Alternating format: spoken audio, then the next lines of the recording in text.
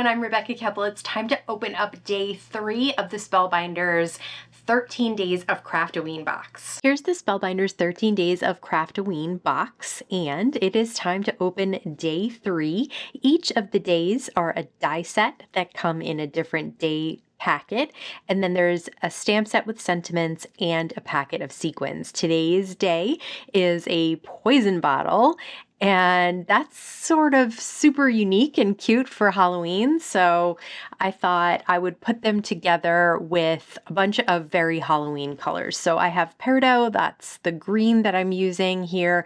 I also have some Raven cardstock, that's the black in the background, and then Lavender. Those cardstocks are all from Spellbinders ColorWheel cardstocks. So even if you weren't able to get your hands on the Craftoween box, I hope you can still watch and maybe get some ideas for other products that you can use in your own Halloween cards.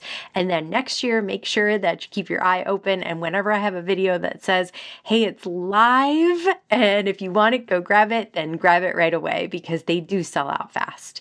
I used a little bit of gold mirror cardstock for the cork and some anchor cardstock for the neck of the bottle, and then silver mirror cardstock for the skull and bones on that. That star background is actually from a baby themed collection from Spellbinders, and I'll link to it down below. It's called Falling Stars BetterPress plate. I actually used it with the glimmer machine and some black matte foil.